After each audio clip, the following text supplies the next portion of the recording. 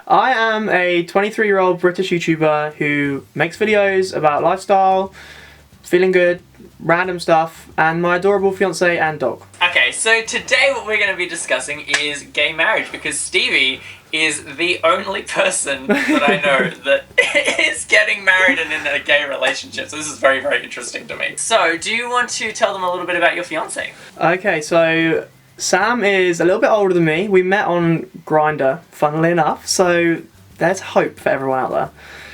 And I went from being forever alone to in the most serious relationship in no time at all. So if you've got no hope, you can be there. Like, less than a year, I went from being like fat and single to thin with a dog and a husband to be in a house. So it's so weird.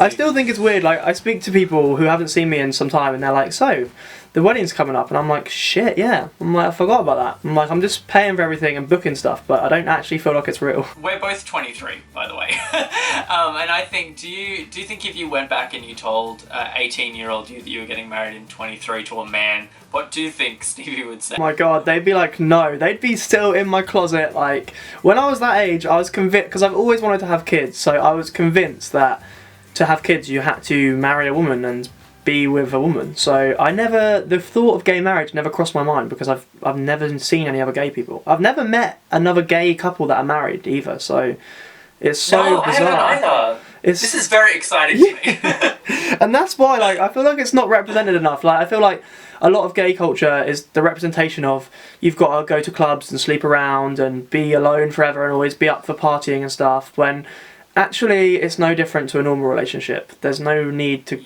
be so different just because, like, you just assume all gay people live their life like that. There's nothing wrong with living your life like that, but for me, I need my sleep and I can't deal with it. Yeah, I think you and I are very similar gays.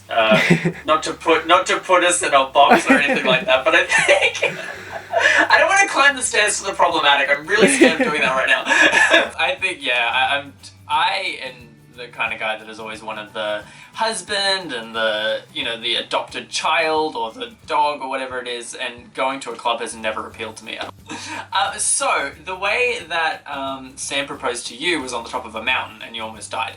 And it seemed like in that video you were talking like the way that you felt like that was going to happen was he was going to propose to you, not the other way around. Was that kind of on both sides? Like, Sam was always like, yeah, I would be the one to do it. I think so, yeah. Like, we spoke about it, and Sam, like, he's like, I like the idea of being proposed to, but Sam's very much, like, all for the detail. He likes to be the one to act like he doesn't really, like, he'd make such a small deal out of it, and then he'd just come up with some amazing idea and blow you away.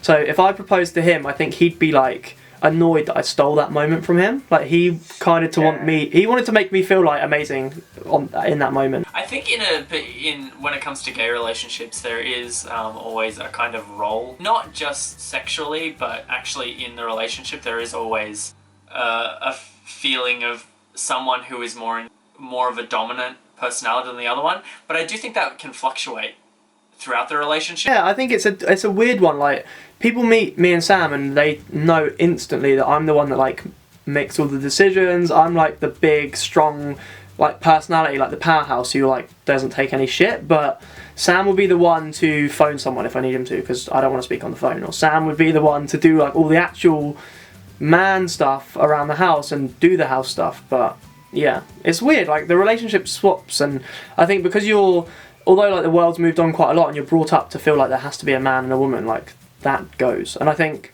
for me it's never really been an issue because my mum is such a bulldozer. Like, she is such a strong personality, and my dad's always been like the quiet one, so yeah, I don't know, it's never really been an issue for me to get over.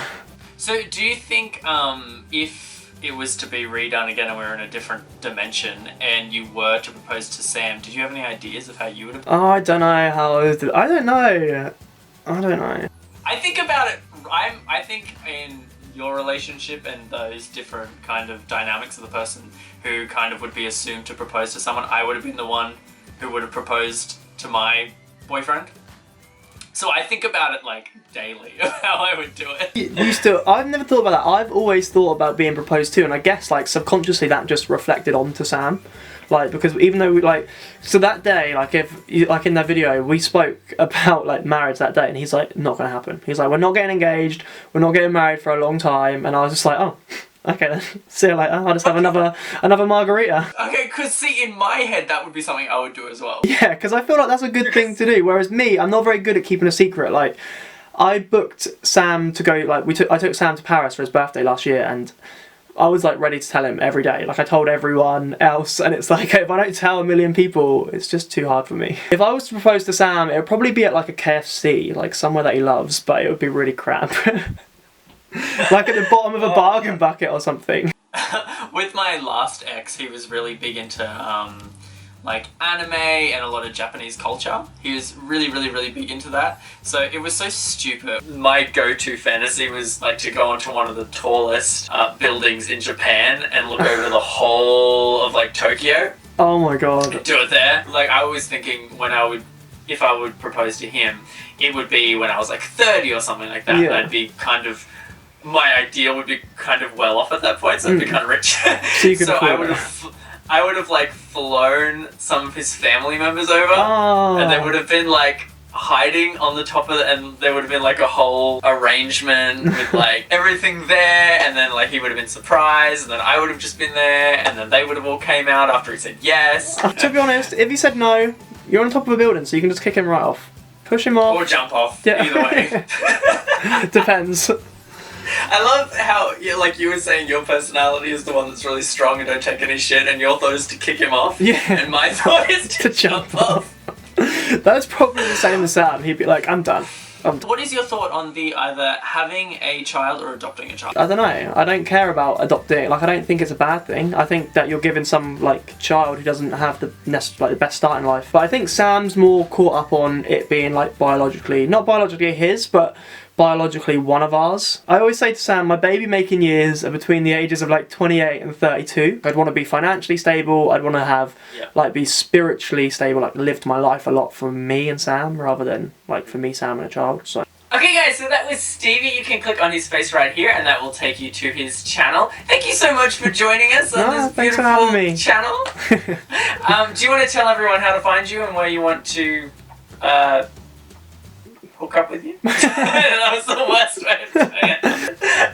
Do you want to let everyone know how they can find you on the interwebs? Yeah, so you can find me on pretty much everything as Stevie Blaine, and you'll find me anywhere. Or if you want to find me on Snapchat, it's Yawning Turtle. So, and I'll always add you back and follow you back because I'm a stalker like that. Oh yeah, I do that too. I'll put all of his links in the description below, and his YouTube link. You can click on his face right now as well. And bam, here on the screen right now, all the lovely little babies who subscribed over the last week. Thank you so much for subscribing, lovely little babies. If you enjoyed this video, please make sure to like, comment, and subscribe. If you didn't enjoy this video, please make sure to do none of those things. And I will see you guys in next time. I always lose my breath so much doing that.